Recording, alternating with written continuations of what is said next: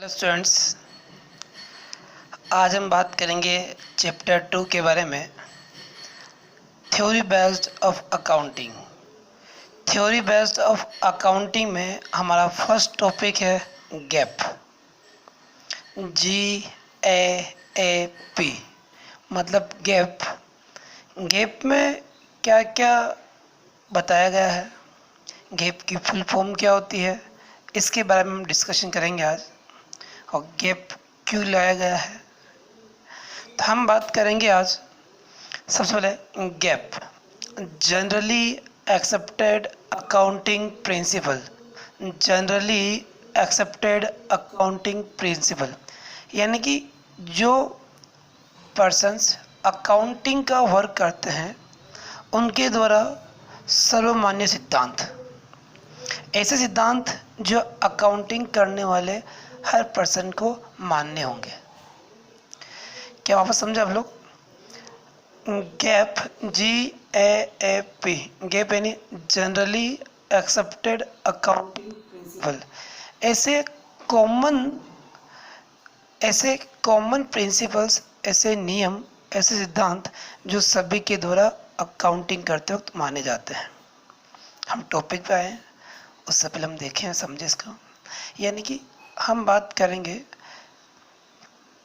जितने भी जगह अकाउंटिंग होती है, चाहे वो इंडिया में होती हो, चाहे वो अकाउंटिंग अमेरिका में होती हो, चाहे वो अकाउंटिंग किसी और कंट्रीज में होती हो, पर जो जो अकाउंटिंग का वर्क करते हैं उन सब में एक जैसी अकाउंटिंग यूनिफॉर्म सिस्टम, यानी बिल्कुल एक जैसा समानता लाने के लिए, समानता यानी यूनिफॉर्म सिस्टम लाने के लिए क्या बनाया गया? गैप। गैप में कि अकाउंटिंग करते वक्त आपको कुछ कॉमन रूल्स है जो अकाउंटिंग करते हुए आपको मानने हैं। ऐसे अकाउंटिंग के नियम है जो आपको मान के करने, हाँ ये होगा। तो ऐसे कई सारे हमारे पास रूल्स होंगे जो एक अकाउंटिंग करते वक्त व्यक्ति को मानने होते हैं, जिससे सभी अकाउंटिंग करने वाले का प्रेजेंटेशन और रिकॉर्डिंग एक जैसी हो, बिल्कुल इक्विवेलेंट काम हो। किस मिजाज मैं अकाउंटिंग करूँगा तो मैं भी प्रिंसिपल मानूंगा, आप अकाउंटिंग करेंगे तो कुछ रूल्स आपको भी मानने होंगे, थर्ड पार्टी को अकाउंटिंग करती है तो उसको भी मानेंगे, ताकि हम सबके काम में एक जैसा दिखे, रिकॉर्डिंग करने का तरीका भी एक जैसा हो और साथ में हम लोगों का जो प्रेजेंट करने का तरीका हो वो भी एक जैसा हो। फाइनेंशियल स्टेटमेंट जो अकाउंटिंग के लिए मोस्ट इम्पॉर्टेंट होते हैं उन सबको प्रेजेंट करने का मेथड एक जैसा हो। तो गैप के बारे में बात करूँ तो आप लोग कहेंगे गैप है क्या? तो अब बात, गैप की फुल फॉर्म जो होती है वो होती है generally accepted accounting principal. Generally accepted accounting principal. हमारी बुक्स में इसका मीनिंग क्या दिया, बुक की लैंग्वेज में, तो आप ध्यान दें। Generally accepted accounting principle refers to the rules वापस ध्यान दें। Generally accepted accounting principle refers to the rules or guideline adopted for recording and reporting of the business। यहाँ तक ध्यान दें, रिपोर्टिंग ऑफ द बिजनेस यानी कि generally accepted accounting principle refers to the rules or guidelines adopted for recording and reporting of business।